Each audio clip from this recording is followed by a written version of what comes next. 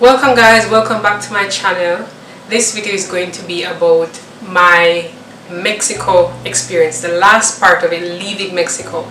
I know I took a long time to get this out, but I think it's very important and it's almost like a story time, kind of advice, kind of informational type of video. And I hope this is helpful for you guys so that when you go through the airport, you'll know how to deal with these people and know what to do. While at Mexico, I got a stomach bug. That's for another story, but on the very last day while in Mexico, I kind of recovered from it. And I was there saying to myself, like I could finally get something to eat, like I was okay with getting something to eat. And I was saying to myself, how can I be at Mexico for so long and I've never heard any Jamaican music, I've never seen a Jamaican person and all of that. And on the very last day, about after 10 in the night, in some random dark alley, I could hear Charlie Blacks playing in some alley on a sound system.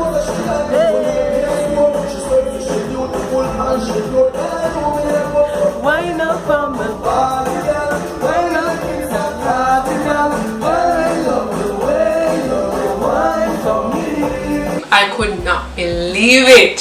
So I say yes, everywhere I go, especially in Latin America, Jamaican music is just big, especially those that you think are not on the Jamaican scene, but trust me, they're out there doing great things. Going off on a tangent, but back to the story.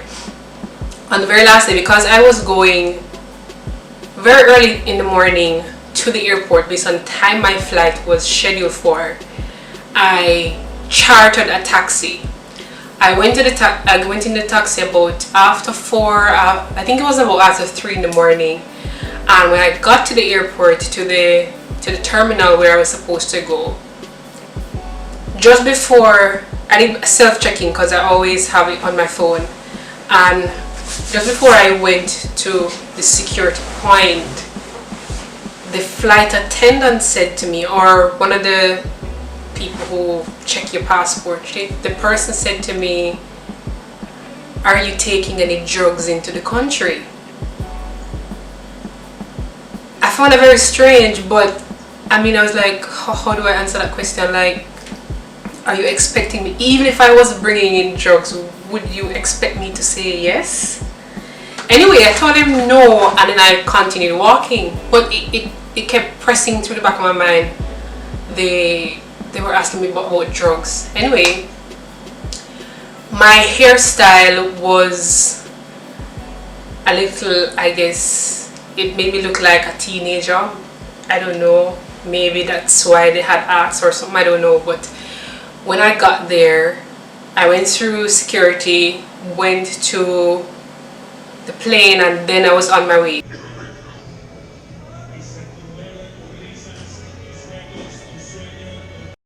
First time using Interjet Airlines. This is a really big plane. Really big. I don't think I've ever been on one so big before. It's huge. I was on my way when I got to JFK, because in order for me to get back to Jamaica, I decided to travel through the US because it was cheaper. So when I got to JFK, or JFK meaning JF Kennedy, New York, I had to go into the passport control, because everybody who goes to, if you leave the US and you're going back into the US, you have to go through passport control regardless of which country you're coming from. So when I got to the security checkpoint, passport control, there was this man was there. He was not interested at all in talking to anybody. He wasn't even looking at me when I got up to the place. He was looking on his computer and he was like, "How long are you here? What are you doing here?" And I was explaining to him that I'm going home, and because my flight, the way how I connected my flight, I'll be flying in the following morning. But because New York was so expensive in terms of hotel, I decided to stay in New Jersey. It's kind of far, but if you were to take the bus to where I was going, it would have been like a $3 bus, about 15 minutes out of Manhattan.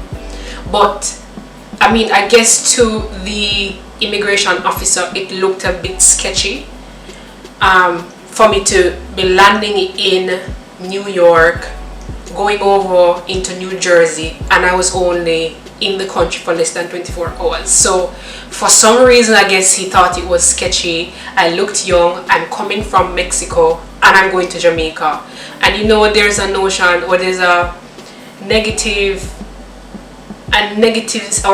stigma attached to Jamaicans, or push drugs, scamming, and all of these things. So I guess all of these added up to the situation being suspicious. So he said to me, let me see your return ticket. And let me tell you guys, this is very important. There are a lot of countries that will not let you into their country because you don't have a return ticket. And also, even if you have a return ticket, do not depend always on technology, because sometimes you will have the itinerary on your phone, but something will happen, your phone not working, and you don't have anything. I suggest printing that copy, printing the itinerary. And I was so happy that anytime I'm traveling, I always print the hotel confirmation, transportation confirmation. I print all the confirmation and keep them in a folder, and ensure that if they ask for something, I have it on hand to pull out just in case they ask me for it. So he said to me, let me see your return ticket. Quickly, I jumped in my bag and I took it out. And make it even worse, I did not have a checked luggage. I just had my 2 carry-on bag. So it was even more suspicious that, you know, this girl just have a backpack looking just like she is some human trafficking. I don't know what they were thinking, but the guy said, let me see your itinerary, your return ticket, just to ensure that I was leaving the US. And I showed it to him, and he was not convinced. This man was not convinced. He said, step aside, give me a few minutes, right? He went to deal with the other person. He said, go over to that side and stop and give this document to this agent. When I looked on the document, I saw he said what the form was the format I filled out on the way to the US, and he wrote 1 entry on it. To me, I was like, that's strange. So when I went over to the other agent, I said to him, he said 1 entry on it here, which I think was strange because my visa is a multiple entry visa. So I was wondering, you know, why he had 1 entry on it. So when I went over to him, this other guy knows absolutely nothing about my situation. He said to me, I guess they must have communicated in some way, because he started asking me for my bags. So he asked me for my bag and he started going through it. And I mean, guys, this man, you know, sometimes when you pack bags, it's so packed. This man took out every single thing out of the bag and read every paper on the bag, inside the bag. And he said to me, you know, what are you doing here? How long are you staying? Why didn't you go direct to Jamaica? And I said to him, it's cheaper to travel through the US to go to Jamaica. And if you don't know about going to different hubs, I'll tell you that story another time. It's very important because it helps to getting cheaper flights. So we were going on back and forth, and he was asking me a bunch of questions. What do you do for a living? And I said, you know, I was a website developer. He wasn't convinced, and then I decided, okay, let me tell him I'm a travel vlogger. I told him I'm a travel vlogger, and he said to me, how many subscribers you have?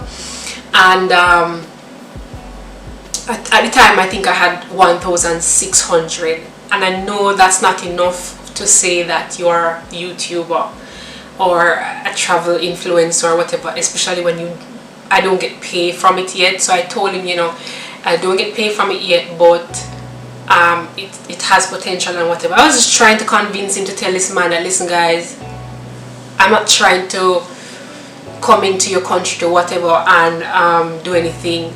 And then he said to me, you know, why are you going to New Jersey? And then he asked another question leading up similar to drugs. And I said, but why are these people keep on asking me about drugs? And you know, I start with the whole interrogation. I said, Lord of mercy, I wonder what they're going to do to me now, because I can't go back to Mexico. Mexico not going to let me back in their country, and they're not going to let me in there. I mean, the only thing they can do is really send me back to Jamaica, which is where I'm going.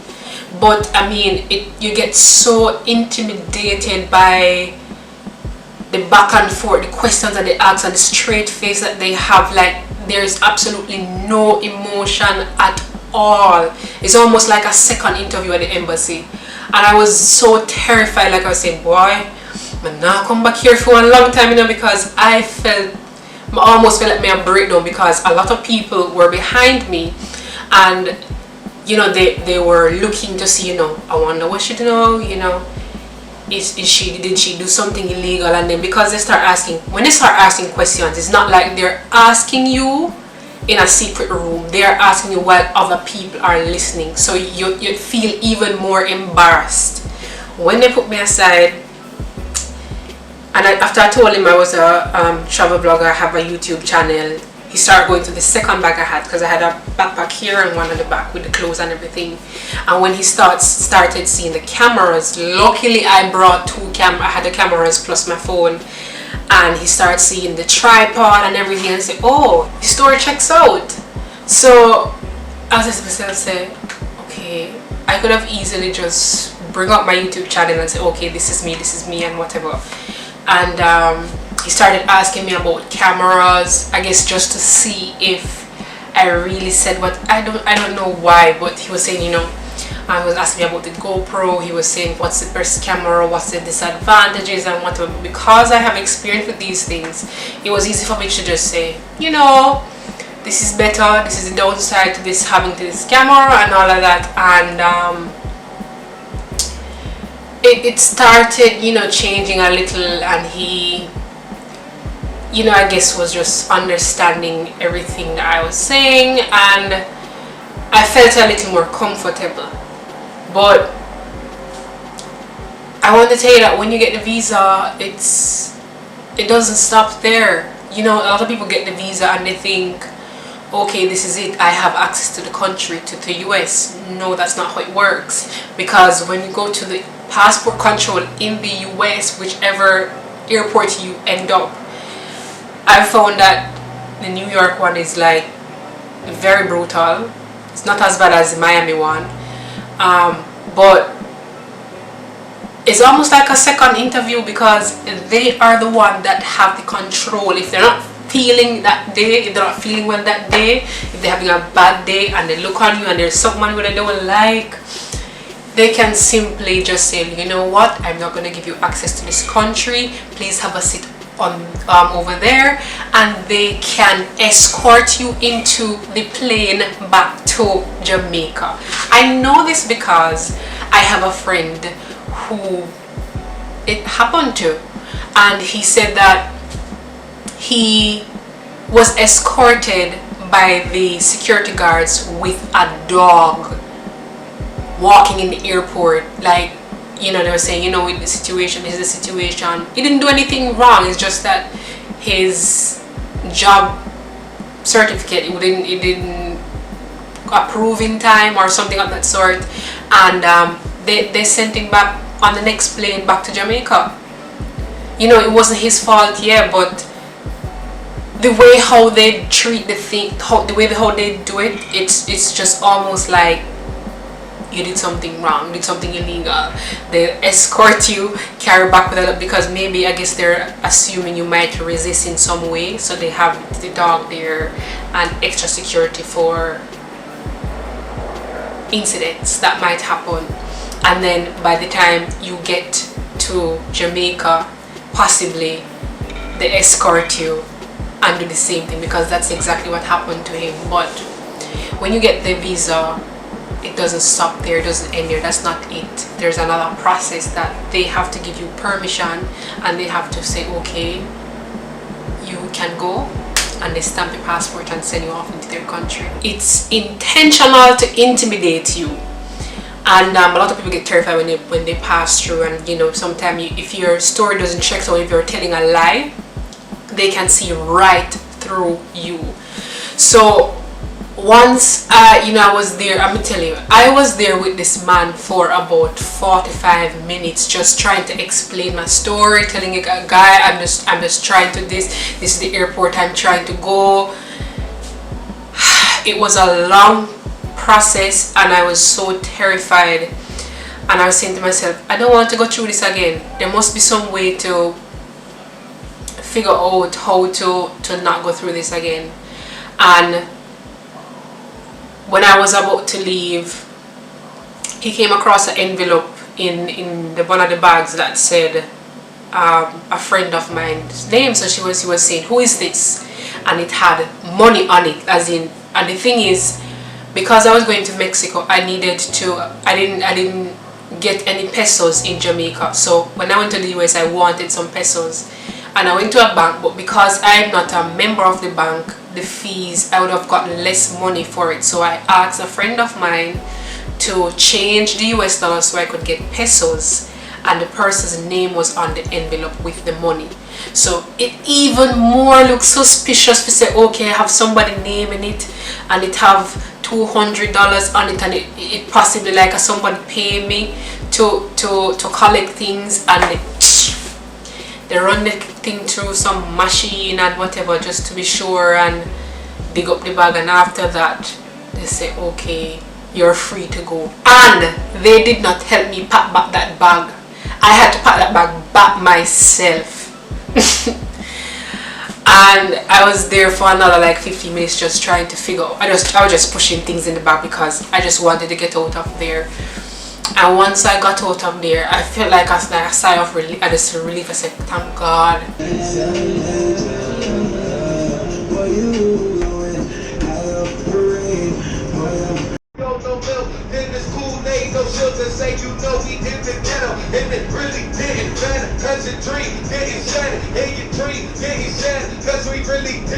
Good morning, guys.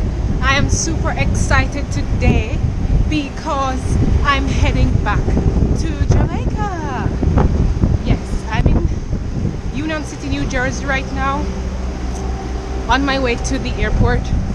I'm gonna take a shuttle bus to New York, which is when we're gonna stop at Port Authority, and then I'm gonna take a train to Roosevelt Avenue, then a bus to the airport. But today I'm going back to Jamaica. The following day, when I got to LaGuardia Airport, I say, you know what, my visa is about to expire. I was interrogated twice because for whatever reason, I don't know. So you know what, I'm just gonna not travel for quite some time. Just give traveling a break for now, and that's why I had a gap. I think it was like a year before I went on a plane again, because I was just so terrified. And yeah, I gave it a break because I'm a freelancer. It's a little challenging when you don't have what you call a stable job to get a visa, right? Because it's almost like you don't have any ties to to Jamaica. So I had to, in addition to when I was renewing my visa, in addition to sending in my passport and all of these details, I actually sent a copy of the company that I had registered, of my IT business. I sent a certification of incorporation, or certification of registration, along with my passport in the document that I gave to the US Embassy, just so they can say, look here, I'm not planning to run away. I have ties to the country. I just registered a business, so I'm gonna stay here. And that's exactly what I did. And I had no issues at all with my renewal. A matter of fact, for renewal, I didn't have to go into the embassy physically. That just sent my passport, they give me the stamp and send it back to me. And I'm so grateful that I didn't have to go through that, and I gave enough evidence that I had ties to this country. But the point of this video is to tell you that, guys, when you're going to a country, ensure that you have a return ticket. Make sure your story checks out, and just relax, because I feel their intention is to intimidate you, to see if you're going to mess up, to see if you're going to make mistakes. And when you start getting nervous, it's easy for you to say things that you're not supposed to say, but will help them to decide not to give you entrance or give you access to their country.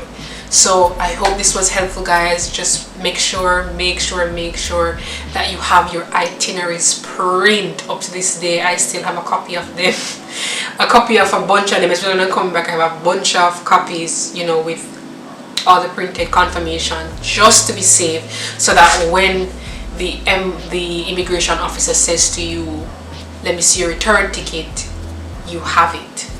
I hope this was helpful, and it offered information so that it'd be helpful for you when you're going into someone's country. And I'll continue to provide more information as I go along this journey, this new journey of traveling to all the countries in the world. Stay tuned, and see you next week, Thursday. I'm gonna start back with my next week Thursday video. So thanks for watching, and remember, I'm saying this for the first time, but remember to subscribe if you're new here.